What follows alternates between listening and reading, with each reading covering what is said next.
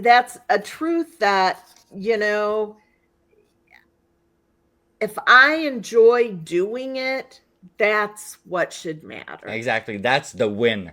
There's nothing else that should be the win. If you feel like you're doing the right thing and you feel like you're accomplishing something by going with your passions, well, that's the only thing that you need. Nobody should wait for validation somewhere else to feel complete inside. One of these books that if you call the taxi company and they give you a car number, when they get here, then you look for that car number and then it's safe. You just don't want to hail one on the street because that could be a big miss.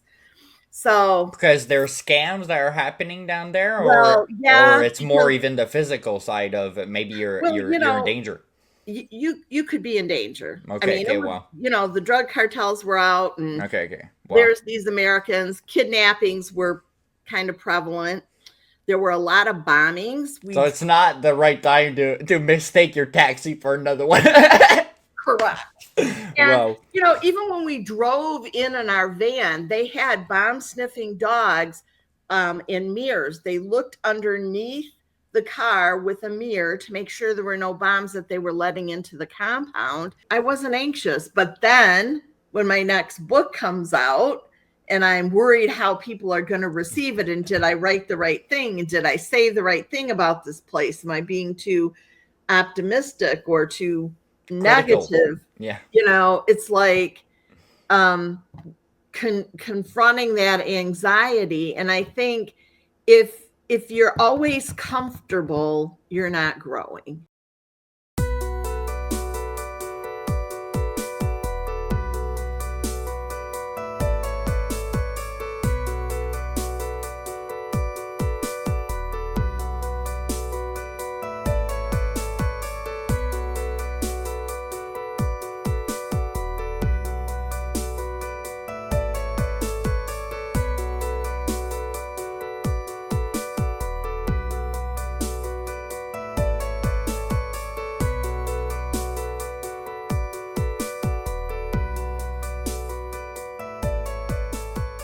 Welcome back to the Rumbling Facts Podcast, your number one destination, people, for critical thinking that collides with uncomfortable truth for real, unapologetic growth. I'm your host, DjRetsam, a rapper, speaker, and the founder of a nonprofit called Making Others Read. I take books that people don't want anymore and I give them back to the communities because books changed my life, so might as well change lives of others.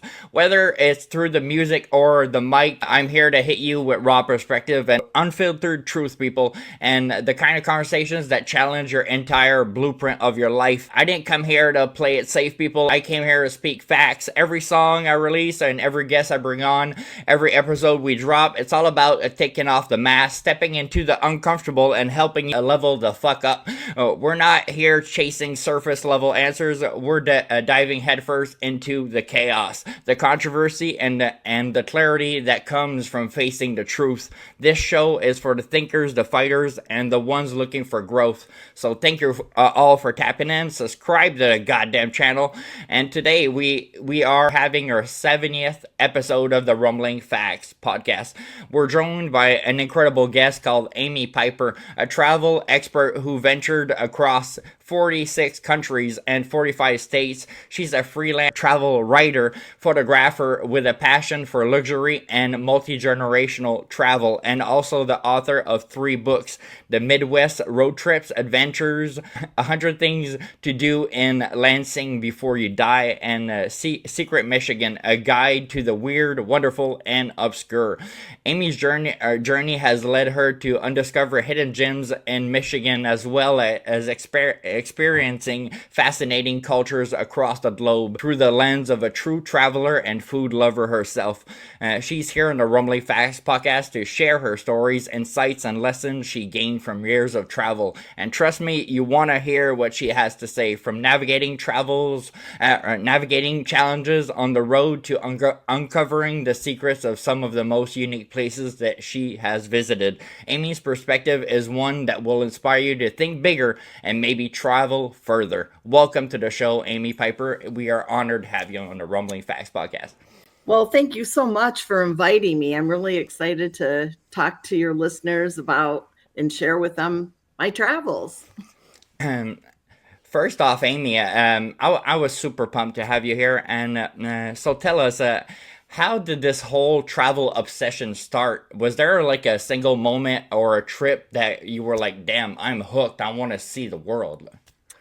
Oh, well, even from a young child, my parents valued travel. So they would, my parents' idea being a middle class, working class um, auto worker and a stay at home mom, they managed to load 5 kids in a Oldsmobile Delta 88 um, every summer for 2 weeks. And their idea of international travel was to visit Canada. And we traveled to every province that bordered the United States, plus Nova Scotia.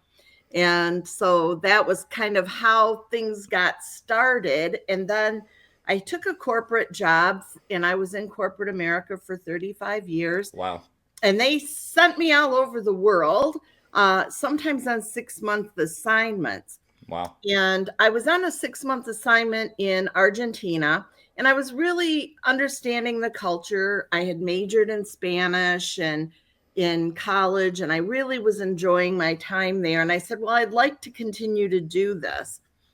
And so finally, um, I took a travel writing, kind of one of those online courses, and I noticed that they had a weekend workshop that was face to face. So I did it. And at the end of that, they said, okay, go get published. You have 30 days. That was the challenge. wow. Well, I'm always up for a challenge. And so I went and got an article published, and now I have 3 books. I never look back. Wow. I've written hundreds of articles now. It's crazy, eh? How just a little moment when we're kid of our parents, or a moment like that can influence like our direction forever. Me, when I was a kid, my grandma got me the book of Titanic. It was like the 801 truths and lies about the Titanic, and I was like 11 years old, and it changed my life there. Now everything I see it like in a critical perspective, not just believe everything you said, like really do the research, and it created who I am today. And it's incredible that that little moment of them understanding that travel is quite important to learn other cultures and experience life, and you got hooked right away. So it's incredible that you really fell on your lane like you did. Traveling there has changed so many people. What about you? Was there hitting the road like shifted the way you see life in a different way now? I think so. Um, when when you travel, you can really get outside your comfort zone. Um, you experience other religions, like going to temples. I was raised Roman Catholic, and um, you have this certain set of ideas, and then you walk into a temple and you see people kneeling before Buddha, and you go, wow, that, it opens your eyes. When I went to India, and I saw people having to beg for food and that kind of thing, that was long before we had such a visible issue here in the US. And that was just eye opening to see not everybody has what you have. Exactly. And, just different perspectives on things. And then my opportunity when I was working in the corporate job, when you went somewhere for 6 months, you really were working with the locals. So you had an opportunity to see things that maybe they thought were odd. Like, I remember being in Argentina, and I was showing them on Google Maps where I lived and the neighborhood, and just to kind of get an idea Yeah, of, hey, this is me. And they're like, well, where are your fences and your yeah. barriers around your houses? And I'm like, we don't have those. Um, so it really was kind of a two-way street of opening people's eyes to, what it's like somewhere else. Absolutely. We're so like ingrained in our own lives, completely different lives. Like for them, you need fences everywhere to protect yourself, and here it all depends because we got laws and stuff and police everywhere. So it's crazy when we start experiencing different cultures. We really realize that wow, we're very fortunate to have the freedom that we have, but a lot of people take that for granted. Like you don't hear another country, but the U.S. I find like people shitting on their own country. Like fuck the Yeah. U.S. and they're living there, but you're never gonna hear nobody from another country shit on their country. I'm telling you, because most of the time that's illegal. You can't just shit on your own country because you're living in it. But that's I think the like we're so used to this high class in a way that we're allowed like to shit on the freedom that we have. I find it incredible. Did it humble you? You find seeing other countries like that? Yes, I believe so. I mean, you really need to watch what you say and what you talk about and what you're sharing because it may give the wrong impression. When I went to Korea for business for 6 months, part of that was people coming back to my country and showing them how we did things in the different corporation that I worked in. And part of that, I love to entertain. I invited them to my home, and it was a pretty typical middle class home, couple thousand square feet, and just I don't know, maybe not typical, but it wasn't a mansion, Yeah, yeah.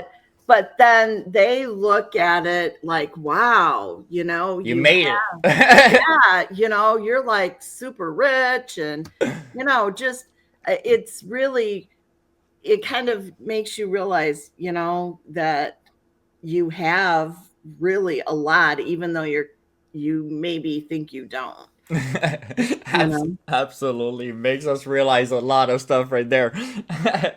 You lived and experienced probably many different cultures. Tell us, what's one piece of wisdom or Easter egg you found and picked up from people you met in your travels that you'll never forget?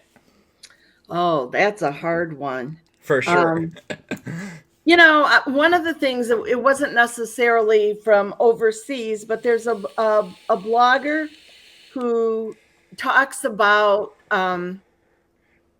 um, that if you that she always says the little thing you do for someone else may be the biggest thing that they need today, Oh, and that is she solid. she just like, and then she'll kind of end with, now go crush your day. And she's really building a network. She is the co-owner, Sarah Browers, of the Midwest Travel Network, and she is out there building connections between destinations and bloggers and travel writers. But she's also encouraging people, as is another blogger, Danelle Gay. It's not competition, it's collaboration. And there's plenty to do for everyone. And so you need to collaborate. And that's actually how I got my first book, was through the whole collaboration thing. I wrote one chapter in a book called The Midwest Travel Adventures. And that could have been very competitive. She could have, tried to write all these books herself, but Hmm. she's like, no, we're going to collaborate. Everybody's going to write a chapter. You have to live in that state. And so what we came out with is now in a second edition, and it's been a best-selling book on Amazon for a while. I don't know if it is today, but it has been in the past. Wow, Um, that's quite awesome. You seen the world and experience so much. How does it all come together for your creativity? And do you get inspired by visiting new places? Is there something that makes you tell yourself, "Oh, I need to visit this place in particular as well"? um, Is there something that makes me well, I read a lot of travel blogs and that kind of thing. So yes, um getting inspiration from other people's experiences is part of it. But also, like recently I went to Africa, and it was a 4 country tour, and I didn't do a deep dive into everything we were going to do. I was self-funding it. It's like I just want to go and experience it, and I knew at a general level what we were doing. And then we ended up going to this place in South Africa called Kagagama Nature Preserve, and we slept in caves. There was glamping. I mean, there were real beds and real plumbing, but nonetheless, we slept in caves. Wow. So, just kind of trusting the tour that you select, and then just kind of going for the experience. And I mean, we were off grid. They were solar powered, so there was a whole lot of sustainability and that kind of thing. And there were lots of activities on the nature preserve or reserve, but you were miles down, 30 some miles down bumpy roads to get there. So it Wow. wasn't like, oh, we're just gonna, hop out and go to the store if we forgot something. Do you think that when you see other countries like that, do you see that most people like help each other out, or it's more like everybody fend for themselves? You find when you see other third world countries like that. I think there's a sense of community in many places. See, a lot of people here would think that they're all fighting for survival, like each their own. But actually, what I saw too is more and more that the country is financially rough. Well, people to the contrary help each other and build Mhm, a community together, and that is beautiful that you saw mhm, that as well. mhm. I think it's true. I can't think of any specific examples, but yeah, it is certainly true. There's so many. But the recent trip to was South Africa, Zambia, Zimbabwe, and Botswana. And so, even at my age, I'm almost 70, I'm constantly looking for that first time experience. Like, oh, this is the first time at 69 I've had a helicopter ride. Yeah, yeah. And one of my taglines is, when was the last time you did something for the first time? I like that one because we gotta live in the uncomfortable in a way there, because if you stay in your comfort zone all your life, well, you're probably not gonna be happy. It's by pushing a bit the boundaries of your curiosity and everything that really makes us see different cultures, live different things, and grow as a human being ourselves there. Mhm. Mhm. Yeah. Most people travel just for leisure, but I know it's way deeper for you. How has traveling shaped your personal life, and maybe even in a way that you look at the world in a bigger sense now?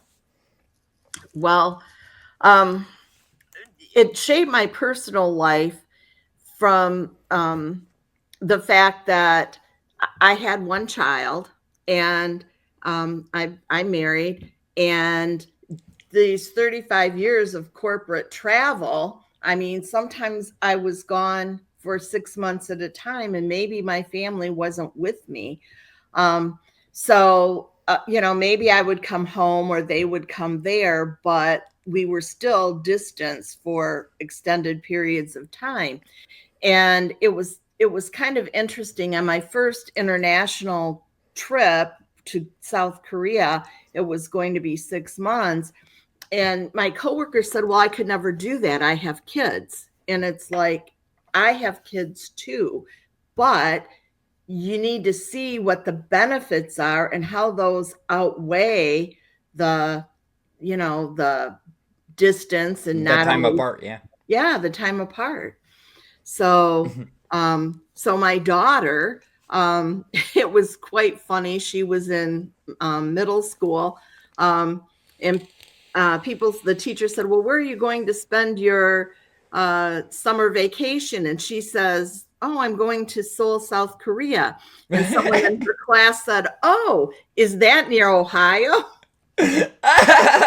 Wow. you know so yes, I was gone, but in her early 20s she has been to 5 continents, Wow. so she still has to get Australia and Antarctica, but There's some plus and negative for from your parents, like traveling a lot. You can travel a lot yourself and learn a lot there for sure. So there's some give and take in everything.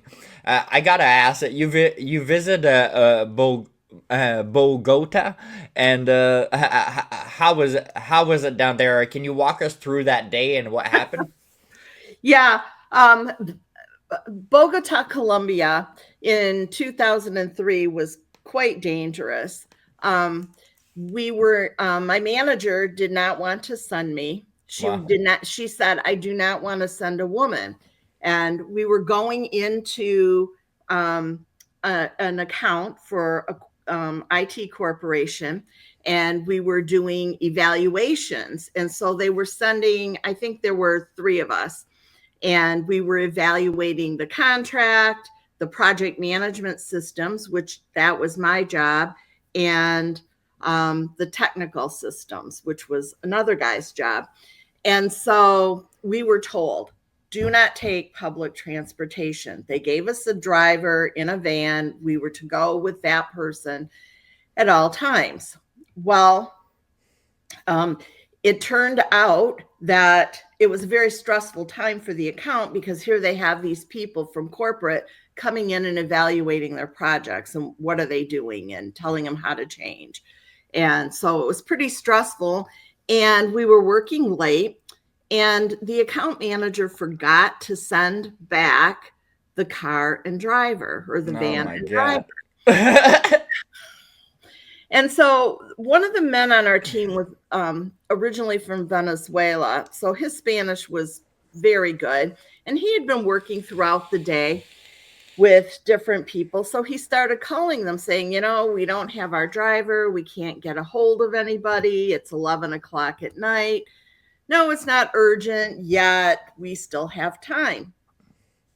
And so they were giving different ideas, and they kind of fell through as we went through the evening and into midnight, 1 o'clock, to the point where he said to me, because I was the only woman, "Well, what do you think?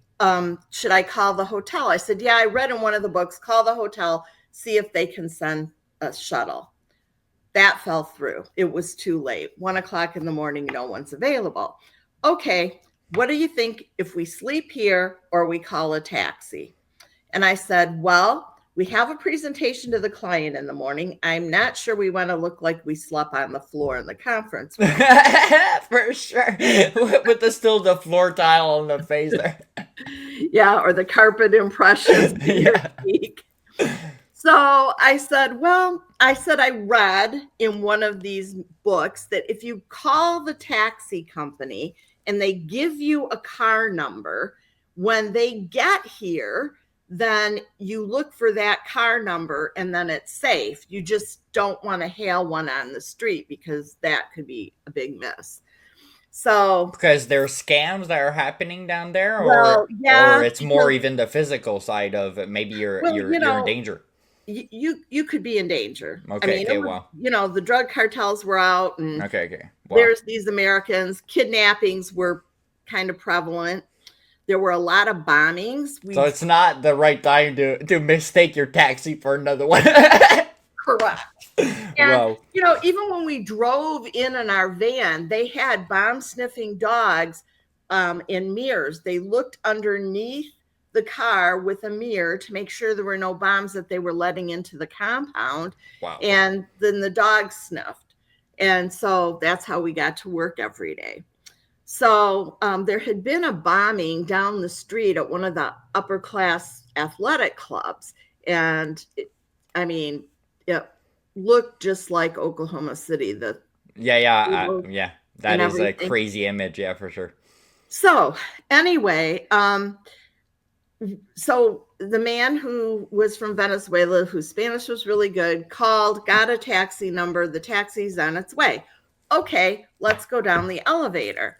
Okay, to get down the elevator, you needed a key. We did not have a key to go 9 flights down the steps. And so, we didn't have an elevator key, so we had to use the stairs, which was 9 flights up. So they said, well, can you walk down? And I said, yeah, if you carry my bag, I can make it. I have some mobility issues, but I was better in those days. And I said, we're going down, so it's okay. So we start down the stairs and we get near the lobby. We had like 1 flight to go. And all of a sudden, we hear a bunch of barking and barking, barking, barking. Now, it's 1, 2 in the morning, and we found out subsequently that those bomb-sniffing dogs that sniffed our van in the morning were let loose between the floors so that if anyone was in there randomly, they would be there and alert people. So Wow.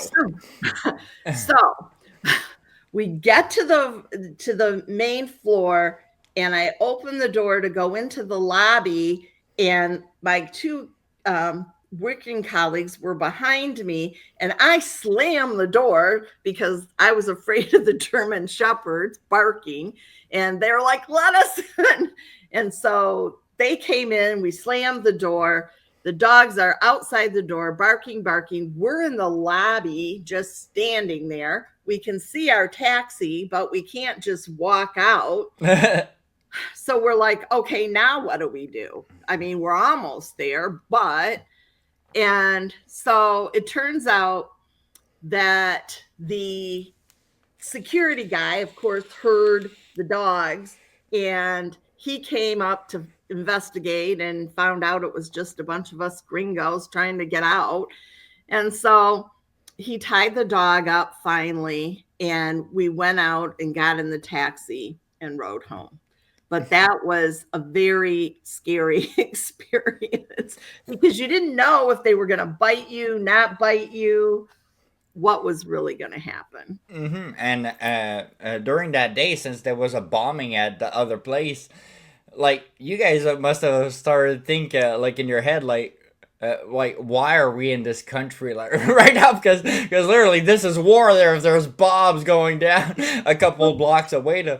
Well, it had been, maybe a week or 2 since that bombing But before still, yeah, you're into action there compared to the U.S. yeah.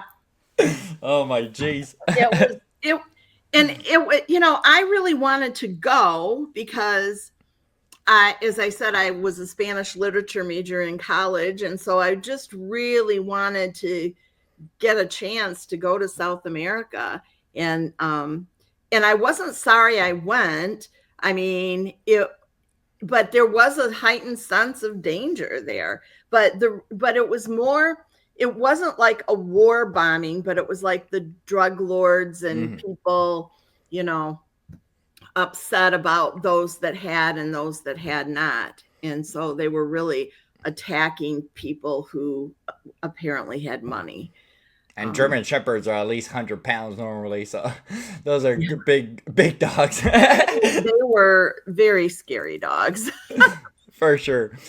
People think that traveling is only about fun and games, but it can get really tough, really. What pushes you to keep pushing through those sometimes rough times? What's the fuel that motivates you to be like, okay, let's take another flight, no matter what, almost? Oh, that's a good question. Um, I, it's the excitement of it. That's really. It's like, I wouldn't say I'm an adrenaline junkie. I have mobility issues. I'm not going to be out hiking and Paris sailing, and yeah, I could do those things, but it's the experiences, the connection with the people. I had a gift for foreign languages. I've studied Spanish, French, Chinese, Italian. So I have that ability to connect to the people with the language, and just being able to go and immerse myself in the language and the culture and do things for the first time still at my age. It's the alternative is my mother at my age was pretty much homebound. She also had the similar mobility issues, and she didn't leave the house, and I'm like, why? It's like, and I didn't want to be that. And I felt like it was kind of like just sitting around waiting to die. And Completely understand that feeling for sure. Yeah. so, getting out and exploring and keep going. I mean, yeah, it's tiring, especially if you're a content creator or a writer. I mean, people see the glamorous side of it on the social media, Yeah. but they don't see a lot of the problems and issues and that kind of thing. For sure. And so, I should probably share some of that more, but I don't, like, okay, I missed my flight because the wheelchair guy didn't get me there. He was messing around or whatever. But I don't want to tell those stories. I want to tell the positive stories. Yeah, the inspiring ones. Yeah. For sure. Yeah, but because you can talk about the others for sure, but by doing that, sometimes it would scare other people to, okay, yeah, if she had a rough time, yeah, but she's accumulating so many good times and so much knowledge throughout that is worth everything of the rough times for sure.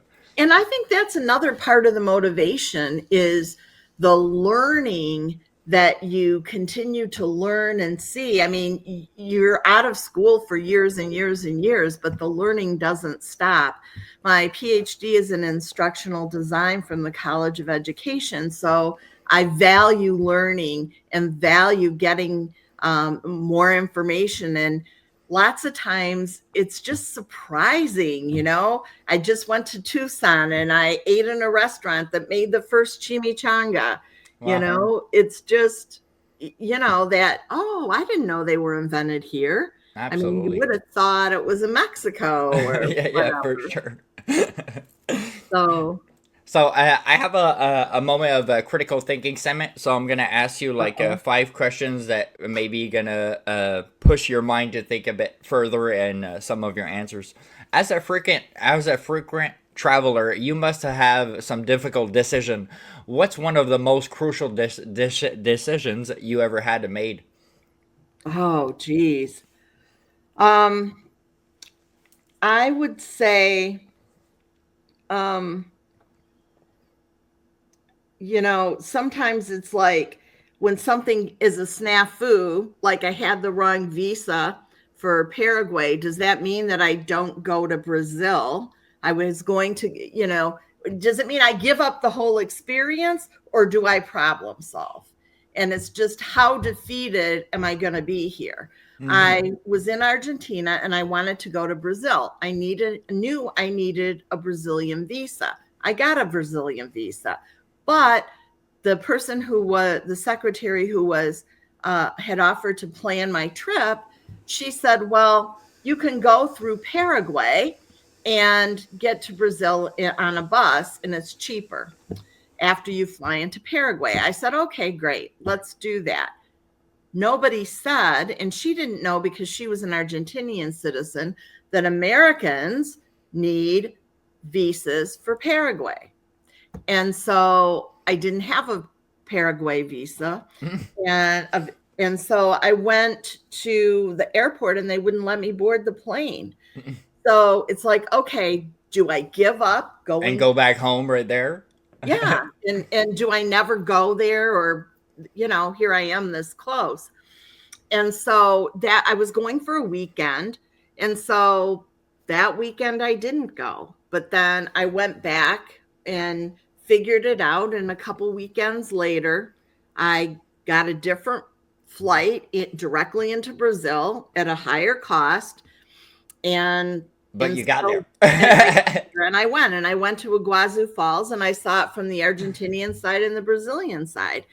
So I mean, I got to do it, but I could have given up. Yeah. And there's a lot of times where things are standing in your way, and you might be tempted to say, "Oh, it wasn't meant to be." Exactly. And I feel that's a lazy way out. yeah, Accepting that defeat there, because you're right at that wall. You're right beside us, so might as well take a few more days there, figure out your stuff to go in there. Because how many times in your life are you gonna be this close from that part of the world that you want to go to? correct. And what's one of the greatest lessons you ever learned in your life or in your career that you still apply today? I think the idea that with the right mindset, you can do anything. I mean, I think, you know, as as a middle class, blue collar raised young girl in the 1960s, it seemed like maybe opportunities weren't going to be there. But I, okay, so you just getting out there and talking to people and telling people your dreams and what you want to do, put it out in the air, get it out there. Don't keep it a secret, because you never know who knows somebody who will say, "Oh, Exactly. I need this." And, "Oh, that guy told me that this woman wants to do this." And so just putting it out in the air and talking to people and makes it happen. I mean, Absolutely.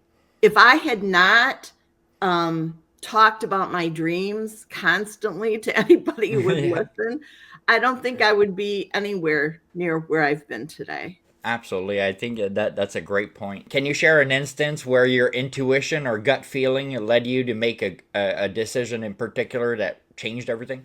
Um, oh, God, decision. Um, uh, well, the whole thing in going to Argentina, I was finishing up a project that I had been training project managers. And one of the executives, he uh, was coming to be a graduation speaker. And in the parking lot, he said, "Okay, when are you going to get a real job?" Lots of times people say, "Well, trainers aren't real." And I said, "Well, this is finished. I'm looking for something." And he said, "Well, would you drive to Detroit?" And I said, "Oh, I already did that. I've been doing that. I did that for a while." And he said, "Well," I said, "Do you have anything overseas?" And he said, "Well, I have a need for a leader in Argentina." And I said, "Great." And just like on a whim, that was kind of it. Like, "Oh, yeah, okay, yeah." Got in my car. He got in his car, and we both drove to the luncheon that I was hosting.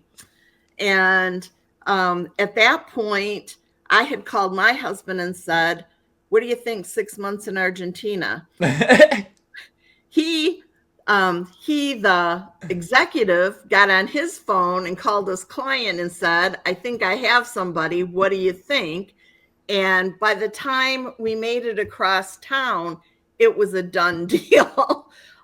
He called me over at the reception and said, "I talked to Fernando," and he said, "Great."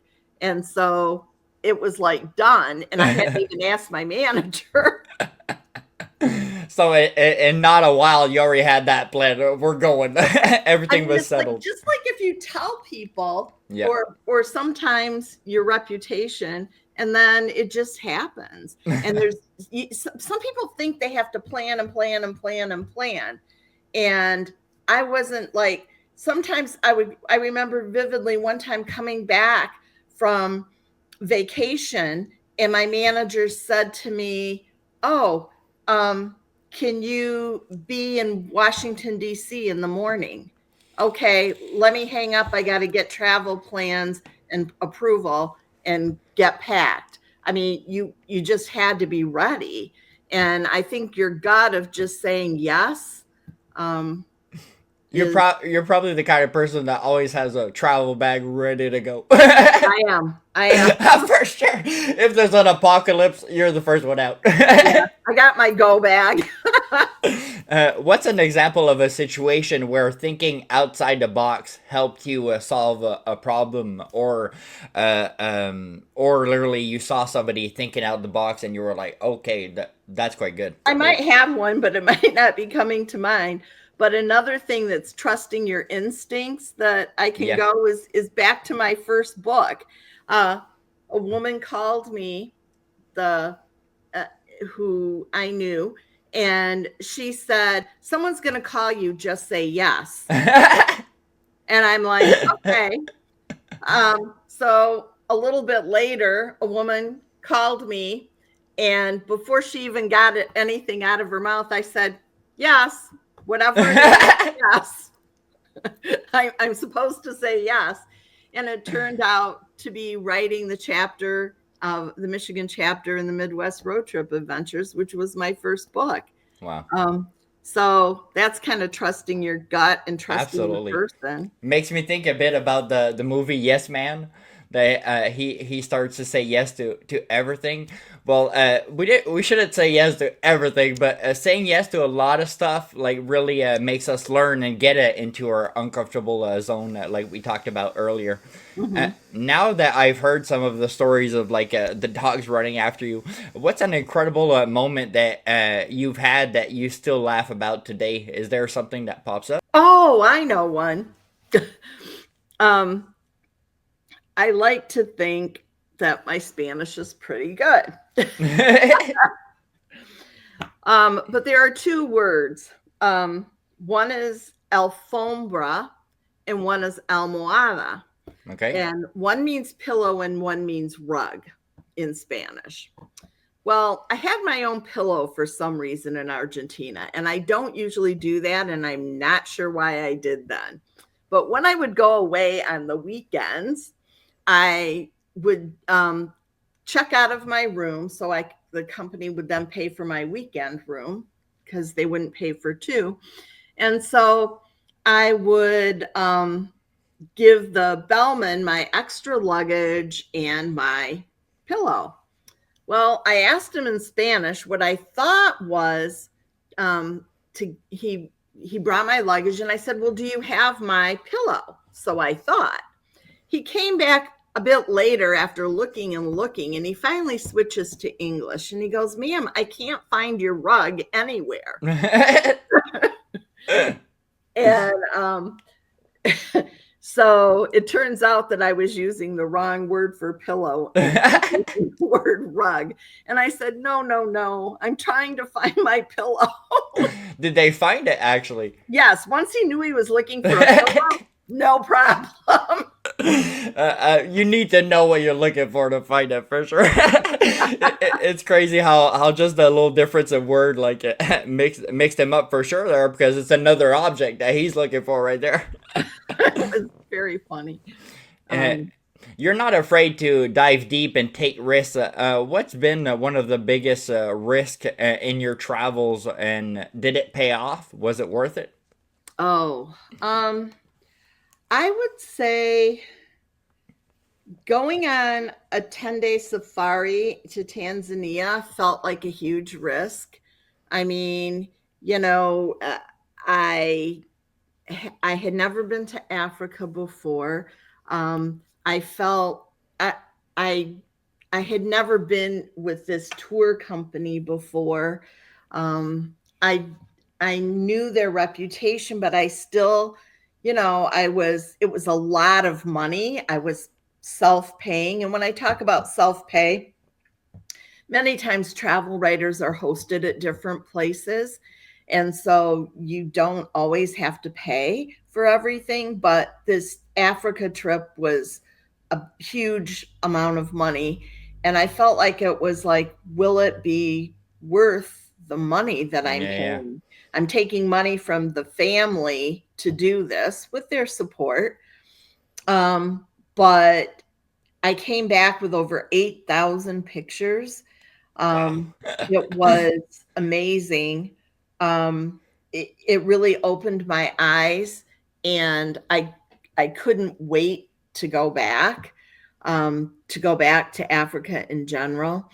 And I guess one thing I learned, I'm often afraid to go back to a place that I really loved a second time, To not love it as much, to have not as good as of an experience. for sure. Um, and like I got my travel writing career started at that workshop in New Orleans, and I'm going back again this fall, and I haven't been back since 2016 Wow. because, in part, I'm afraid there's so many stories there, but I don't want to ruin the Taint them. memories Yeah, that I yeah, have from that.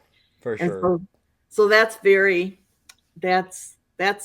think it's a big risk to go back to someplace a second time. I really do. Absolutely, because if you had a like an amazing time and a unique time that you're never gonna forget, like you know that it won't be what it was. So for sure it's gonna be under. So might as well not even touch it. I completely understand you. Yeah. I mean, especially, I don't think of any trip typically as once in a lifetime, because as a travel writer, you never know when an opportunity will come. But again, I think it's a big risk to go back. What's some of the most interesting people that you have met, and why did they leave such an impact on you? Oh, gee, so many people. I met a woman on a tour, my latest trip to Africa, and it was interesting. Um, she had been in a gay marriage, and her partner had passed away, and so she went through the process, and I didn't even know you could do this, of composting. There, you can cremate, you can do many different things, but she was in the Pacific Northwest, and so there was this composting. And so during this trip to Africa, she came with the remains, partial remains, and was scattering her partner around the world, around Africa. Wow. And it was just, to, to hear the connection that they had. And it was just, you remembered that. And just how she was trying to remember her. And she would have, I wasn't invited, but she would invite different people with her at different places to do these little, I would assume, ceremonies. Hmm. They were very quick. But anyway, so that really was hung with me, that somebody would be doing that. And So they put the person in compost to like create life out of a tree or something after. yeah, well, actually, they take, I mean, I guess from what I understand, it makes many yards of dirt. And so then they do plant a tree with some of them in this place, wherever it is, I think it's in the Pacific Northwest. But then they give you some remains like they do in cremation. And some people choose to keep them on the mantle, and some people scatter them.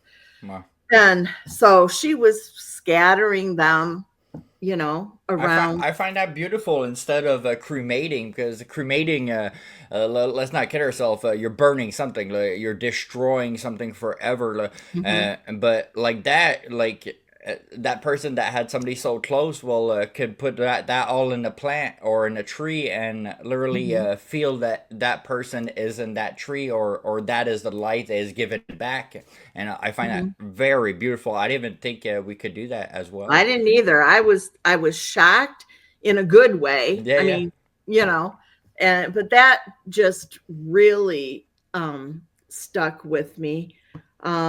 Another person there was a very very young leader that when I was in Argentina, I keep going back to Argentina. I'm sorry because It's all there's good. so many places, but he had he was very young, not even as old as some of the people on his team, but they so respected him. He was such a people person that he was able to accomplish so much with so little manpower, because the people wanted to work for him. Well, And I think, as I look back on corporate America, it gave me a lot of great experiences, but the sacrifices that I made, I sometimes question, was that the right decision? You hmm know? I think a lot of people deal with that feeling of knowing, should I done things different? Is it bad that I sacrifice this for that in life? And I think everybody goes to that ringer, rethink about those kinds of stuff, no matter what they are. Hmm. Traveling forced you to probably face some of your fears. What's a fear that you had to overcome on the road? Oh, well, one of them is a fear of heights. Okay. And I'm afraid of heights a lot. And this last trip had a helicopter ride over Robben Island in South Africa, where Nelson Mandela was kept. And, I was going over Table Mountain and the whole Bay Area. And, I debated, am I going to chicken out of this one or am I going to do it? And, I just, I finally said to myself, look, people do this all the time. Yes, there are crashes, but you've lived almost 70 years. You're going to go soon anyway. So you might as well go. And how was it? Because it's completely different than a plane. Because a plane, you feel like you're jammed in a can. But I've been in a helicopter, and it's literally a glass window, and you're right beside it, and you're like, God damn! And I did the tour of Montreal. That's what Uh-huh. I did in a helicopter. And when the helicopter is turned like this, I'm literally my shoulders against the door that just can open in my head, and I'm like, wow, this is something else. So, how was your experience in that air while seeing the ground Well, so far? well, it turned out I ended up sitting in the back seat. So I started in the front, but then balancing, and this was like a, I don't know, 6-person, 4-person. So it was fairly, it wasn't just 2 people. And so, to balance everything out, I ended up going from the front to the back. In the back, well, I could still see everything. And if we would have went down, but at least it didn't feel like I was going to fall out the door. So that was good. But we were up there, and it was like a half an hour flight. And we were up there, and time passed so quickly, Yep. and I wasn't keeping an eye on the time. And we circled back around, and they started going down. And I got really afraid at that point because I'm like, what the heck? Why are we going down? And then I realized The it tour's was over. over and we were leaving. Same here. When I did the tour of Montreal, like they were like, oh, it's this much money for just the tour of La Ronde in Montreal, or you pay a little bit more and you do the whole island. And my stepfather was like, man, we're gonna see the whole island, might as well be there.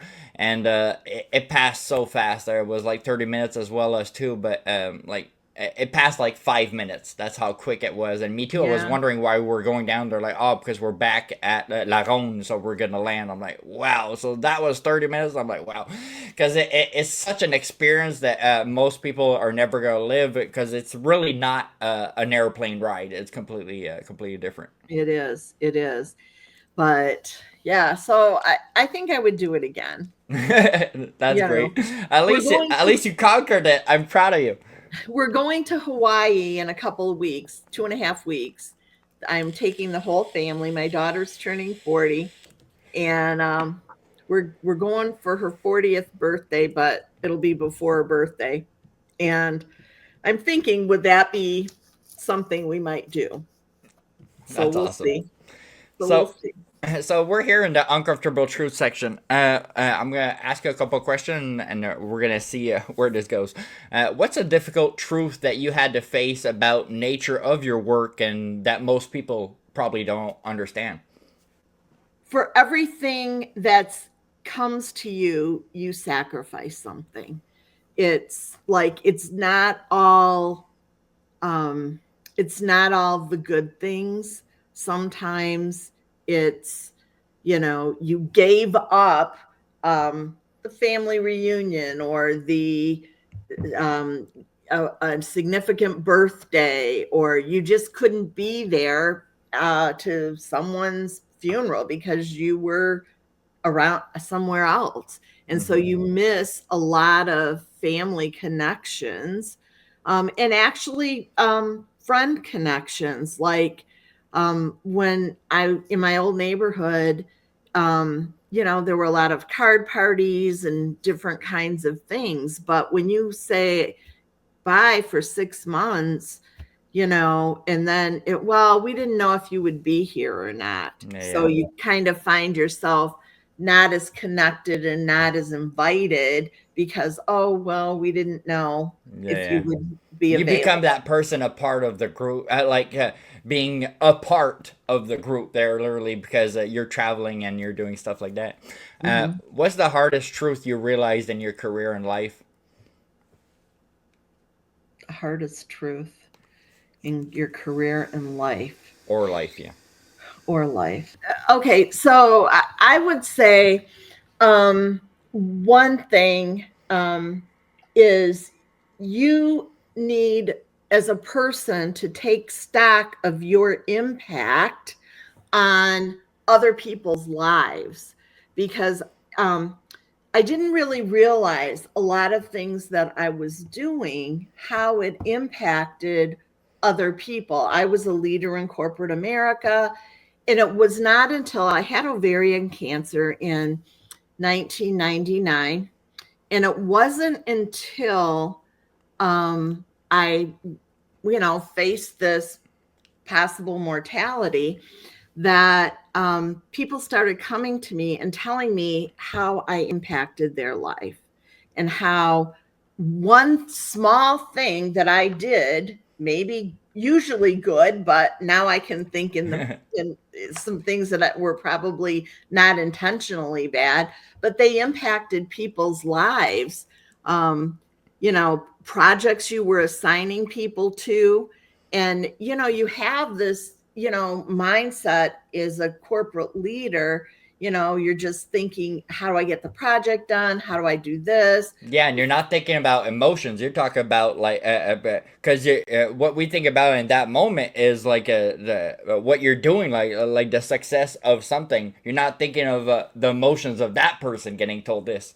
That's what. Right. And I would try to say, this looks like it would work for you because maybe it's closer to home, maybe it's this, maybe it's that.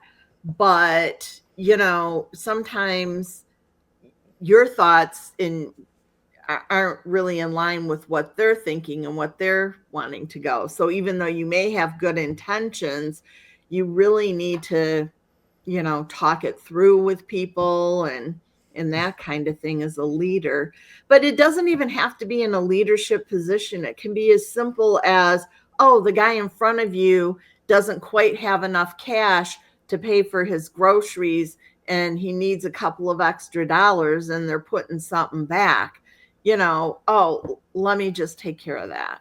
Hmm. I mean, Absolutely. A lot of people don't realize that just a little message to somebody like could change the whole day of somebody. Just treating somebody right. Every time I go to a store and I keep the door open for the next person or whatever, they're like, "Oh, thank you, man." It's the least somebody could do for another because life is hard for everybody in life there, and if we can just put our hand down and maybe help somebody, because everything has an impact. Words have an impact, numbers have an impact, colors have impact. So a lot of people like never think about the exterior of the impact of our words and our actions, and mhm. that is so true.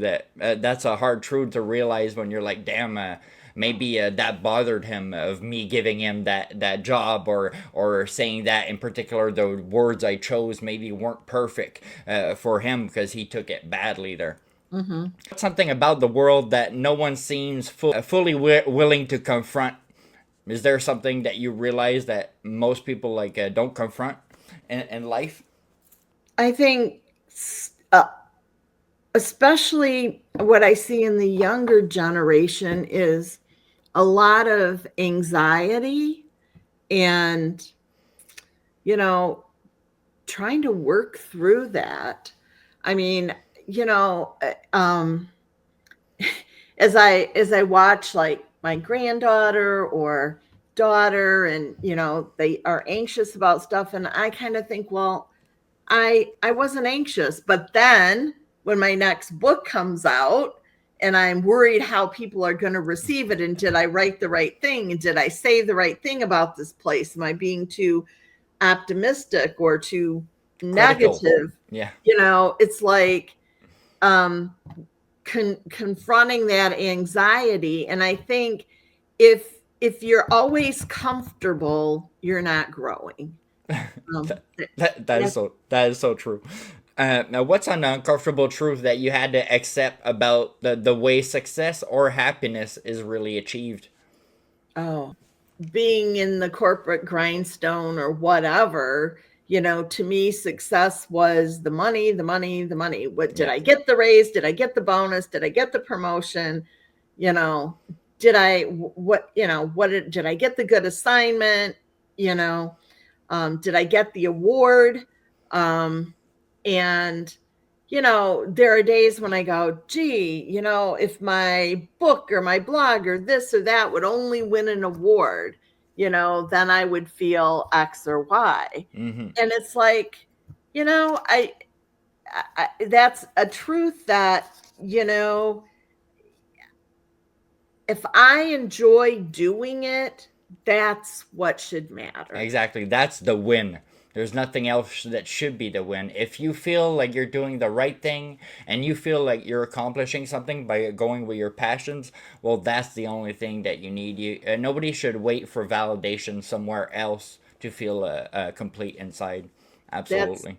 that's absolutely, like, I look at my blog, and I haven't monetized it much or any of those things. I don't have ads, and it costs me money to do. Hmm. And but the fact of the matter is, I'm retired from my job, my my day job, so to speak, and I'm doing this because I love to do it. And if I had a different hobby that didn't make money, would I, be happy, or would I feel like it was a success? Absolutely. So I just kind of am trying to detach myself from that and to just enjoy doing it. Absolutely. What's the most uncomfortable moral or dilemma that you had to face in your career? Did you have any? Oh, probably many. Many, many, many. You know, um, I think the most uncomfortable, I was running a training program for a group of technical guys that were becoming project managers. And we selected, it was really up to me. We selected, I don't know, about 25 people. But the deal was you have to commit. You're going to be here from this date to this date, and you're committing, because the program is going to totally re-engineer you from a technical person to a project management person. And as much as I value travel, a guy came to me and said he had a chance to ride in the Lance Armstrong race or something. Okay. It was, a big ride and big name and that kind of thing. And it was a big dilemma for me to stick to my guns, because I wanted to say yes. But then that isn't fair to all the other guys and gals that had to say no to maybe smaller things. But, there was no way for him to go and no one notice. For sure. He's not here for a week. What happened to him? And I thought you said we had to commit. So, sure, you gotta show example in a way. And it was just like, do what you want, no hard feelings, but I have to stick to my guns, so to speak. For sure. And say, if you want to do that, then you can't continue in the program. It's just, and that was a big dilemma for me. I have a hard time not helping people do what they want to do. Yeah, you seem like a good-hearted person that would have trouble like saying no to somebody, for sure. What's a mistake you made in your life or your career that you definitely didn't repeat? Oh, I would say didn't repeat. Well, I don't know that I didn't repeat that. I think it's a mistake to and this may seem contradictory before to some other things I've said, but I think it's a mistake to try and do it all. I have so many opportunities that come, and I hate to say no. And I feel guilty sometimes about saying no. But you're not an octopus, and you can't do everything, for sure. Yeah, and that's what I'm really starting to realize, is that you can't, like, I went to Africa, came back on Thanksgiving Day, and 3 days later went to Turks and Caicos. Wow.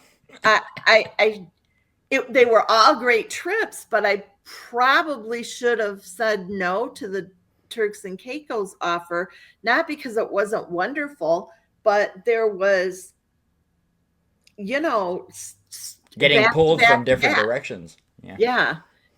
You can't schedule yourself so tight that you don't have time, because the hardest thing about being a travel writer is to write while you're traveling. And appreciate the travel at the same time. Right. You almost can't easily write while you're traveling. Yes, you can take notes, but to sit down after a long day and try and write anything more than the notes that you took and it's impossible. I found it impossible. I feel like that's one code that I think I could, that could really be something if I could figure out how to be a combination travel writer all at the same time. Because I'm sure it's quite hard to be in that moment when you're trying to write about it at the same time. Like, how can you appreciate that very second, the present moment, when you're trying to explain the story as well at the same time? So I think just taking notes and looking it back after when you come back is the best way, only because, like, you could maybe write well, but you're never going to appreciate the moment that you're there to the highest degree. It's like people that go to a concert, but they really live the concert like this on their phone and they're just living on. Well, it's almost the same thing. If you're on your book writing what you're living right there, well, maybe you're not gonna experience the culture and the moment like you should. So I heard between the branches, if we're looking for Michigan's secret hidden gems or Easter eggs, you're the person to talk to. So talk to us. What has people in Michigan not realized about that beautiful place? Oh, gee, there are so many. So one place I always like to mention that's kind of maybe not so much a hidden gem, but it's under, like, nobody writes about it, nobody really talks about it, is Indian River, Michigan. It's 30 miles south of the Mackinac Bridge. It's significantly cheaper to stay at than Mackinac City or St. Ignace. Many people, if they're going to Mackinac Island or any place, will go to Mackinac City, and they'll make their overnights in their base camp, Mackinac City. But in the summer, that can be $250 to $300 a night. And I'm talking not the Ritz-Carlton, I'm talking a Holiday Inn Express. Yeah. It's expensive, but if you stay 30 miles south, you can stay at a cute little motel that was renovated by the vice president of Marriott, that's since been sold and is locally owned. And it's maybe $170 a night. And so I would say that is a good hidden gem. In that area, you can go hiking. There is in Afton, which is just, down the road 5 miles from Indian River, the Nature's Megaphone, which is this giant megaphone that's modeled after 3 megaphones in a forest in Estonia. And the shop class, the Petoskey area shop teacher, got Home Depot to donate the supplies, and they duplicated one of them in a nature preserve near Indian River.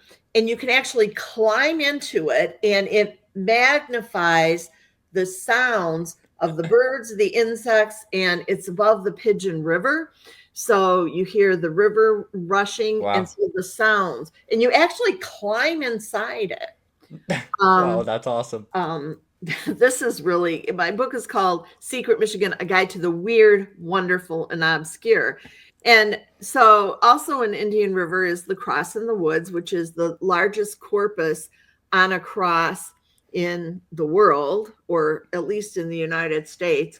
And in that church, Cross in the Woods Church, there is, in the basement, but it's kind of like a walkout basement so that you can walk in the back, and there are ramps and stuff. There is a nun doll museum, and they have 526 dolls, all made by the same person, that are dressed up in different nuns' habits. Wow. For sure, that's kind of creepy for a lot of people. Some people are really like, I never felt it, but a lot of people feel dolls are just weird. Because of the eyes, they're all looking at you, and the media and movies showed so many haunted. There's so many haunted of them. So. Yeah. So there's so many things in that area that there's a bookstore for kids and younger kids too, or middle teen kids. And it's supposedly the only bookstore in the United States that only sells the author's books.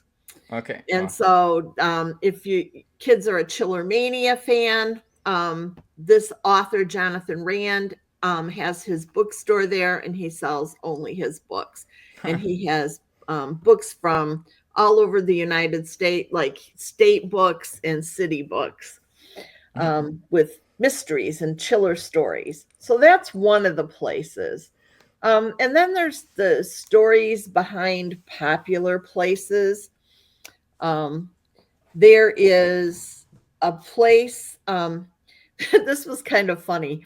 The Visitors and Convention Bureau in Traverse City invited me to come, and they were showing me these places.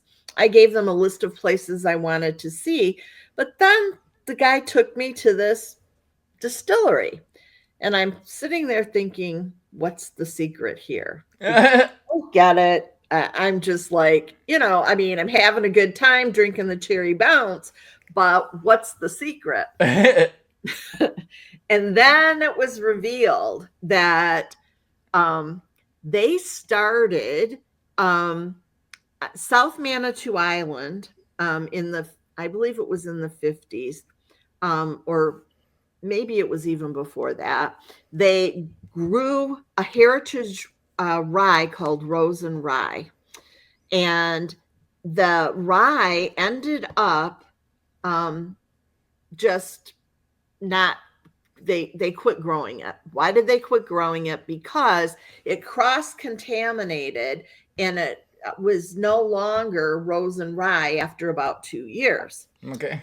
So they caught it, not contaminated, pollinated, Yeah. excuse me. And so this distillery, Mammoth Distilling, decided that they were going to resurrect Rosen Rye. So they worked with the Colorado Seed Bank and Michigan State University to get some seeds, begin to grow them in kind of a greenhouse at Michigan State. And then they got to the point where a few years ago, they actually planted the rye out on South Manitou Island, because what they did then was use that as a seed farm. They brought the seed then into mainland, and farmers grow it, but they have to go back and get seed every couple of years from South Manitou Island, because South Manitou Island is so far out in Lake Michigan, it doesn't cross-pollinate. And so now I think it's 2026, might be 27, they are actually distilling whiskey now that is made from that Rosen Rye, and it will be ready in a year or so. Wow. That's incredible. Do you think by going through Michigan like you did, do you think most people would be fucking surprised of visiting their own city and really finding gems? Because a lot of people like think that they did the whole tour of their own city, but I think that if you take the time like you did, you'll really find gems in their own city. Do you think? Yeah, I think you can be a tourist in your own town. Easily be a tourist in your own town. I have people tell me all the time, I've done it all, I've seen it all. I wrote the book 100 Things to Do in Lansing, and people are like, I've lived here my whole life, I've done it all. I'm finding things all the time that I never have been to or knew was here, and I wrote the book. Yeah, exactly. I mean, like, okay, this was a very kind of funny story. I had, she's now 6, but at 5, I took my 5-year-old granddaughter to the library, and we were hanging out and doing whatever. And at the end, she goes, well, can we go to the pavilion? And I'm like, what? And I had no idea what she was talking about. I said, I don't mind if you can show me where it is, because I have no idea what you're talking about. Well, she was saying pavilion, and it turned out, yes, I knew that the Veterans Memorial Garden was out behind the library, but I had never been there. I had never gone out there. And it turns out that there is a garden there with some statues, or a statue at least, and flowers, and a pavilion to have a picnic lunch. And she knew all about this place, was very well versed in this place. And I was totally puzzled, because I had never taken her there. My daughter had never taken her there. Turns out that her daycare preschool walked there in the summertime, and had their lunch. Wow. And so here she knows. Yeah, 5-year-old, 6-year-old. And so she introduced me to a place. That's And that incredible. in my own little town. Yeah, And then exactly. in the bigger capital city, I mean, I'd heard rumors for years about these WPA, the Works Progress Administration, art murals that were in this water conditioning plant. And I'd heard about them for years, but the only way you could get in to see them is if they were open for like a tourist day, or if you called and made an appointment. Well, how do you make an appointment? That wasn't obvious. Anyway, I finally, for my book, I wanted to include some local things in my Secret Michigan book. And this fell under the area of obscure. It's locked up. You can't just go in there and say, I want to see the murals. Yeah. You have to contact somebody on their contact form. But the Visitors and Convention Bureau had to tell me how to go do that. My uncle, one day he was like, "Oh, I want to come with me. I need to pass at the shop and then go to that business for like 5 minutes." I'm like, "Whatever." So he's like, "We stop at the shop." He's like, "You should come in. You would be surprised at what's inside." I'm like, "What the fuck's inside here?" He's like, "Well, the city of Granby, they put all the old signs of the city in that building." So it's like a storage of all the ancient Granby that we had. I'm like, are you kidding me? When I got in there, there was old gas tanks and stuff like that. I'm like, oh my god, like I didn't even want to leave. I was like, man, no civilian can just arrive here. You literally need a contact. I'm like, wow, I didn't even know that the city still had that. And I was like, man, there's so much to learn and see. I was seeing the old Coke signs of 1920. I was like, wow, this is something else there. When you thought you saw the whole city because you were there all your life, and then somebody brings you to a new door that you can open, and you're like, oh shit, this is all here. It's incredible how much you can learn. As a wrap up of today's conversation, can you talk about a bit your 3 books and where can everybody find them? Okay, sure. So my first book is Midwest Road Trip Adventures. It's a collaborative effort. There are 12 Midwest states, and so they invited someone who lives in each of those 12 states to write the chapter on their book. And so they asked us to choose 4 road trips within our state. They said your favorite ones. I mean, it's hard to choose a favorite. So I tried to choose a representation of the entire state. Yeah. So I chose one road trip along Lake Michigan in the Upper Peninsula, and then the east-west coast, and one through the center of the state. But you'll find information on Route 66 and all of those things. And then 100 Things to Do in Lansing. There's Lansing, Michigan, and that's the capital. So if you're ever going to visit Michigan State University for perhaps a football game, or one of your kids or grandkids, relatives are going to go to Michigan State, it covers the greater Lansing area, and there's all kinds of things to do there.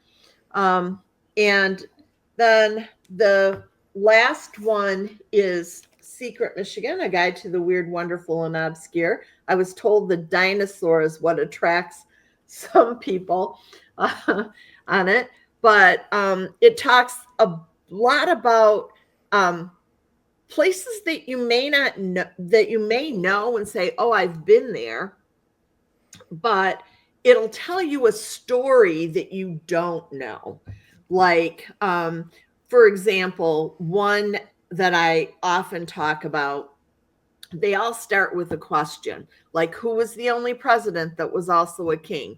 And that's kind of a sensitive topic now, but it's not political at all. The only president from Michigan was Gerald R. Ford. And you say, well, how was he a king? Well, he was born in Omaha, Nebraska, and his birth name was Leslie King Jr. And so his parents divorced. His mom brought him to Grand Rapids. I'll try and quickly tell the story. His parents brought him to his mom brought him to Grand Rapids to live with her parents. And when he was 3, she married a man named Gerald Ford. Gerald Ford never adopted his stepson, ever. But when he was 3, they decided, oh, well, we're going to be a family in name too. So they began calling him Junior Ford, and then Jerry Ford, and it continued on. So he went to University of Michigan. Again, his name was legally Leslie King, but called Gerald Ford, until finally, after he graduated from University of Michigan and his paternal grandparents passed away, then he went to the court system and legally changed his name to Gerald Ford.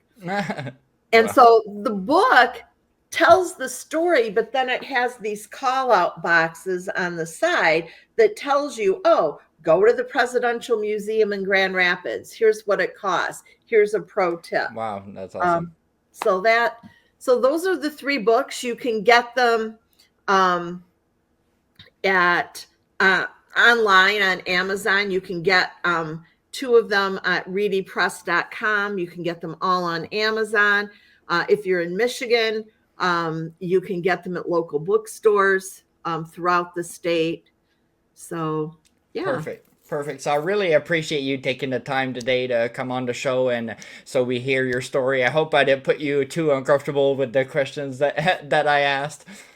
No, it was fine. Just some of them were hard to think and on the spot. Well, that's the point of those 2 segments. Just make that person rethink about certain stuff, because most people don't ask kind of questions to really trigger different stories that you're gonna go deep in. Because for sure, in surface, a person has certain stories that is comfortable always throwing out, but right. Then what you can go way deeper in that other way. So, do you have any socials that everybody can go check out your stuff and find you online before we leave? Oh yes, Instagram, Amy the Piper Travels. And Twitter or X, Amy the Piper.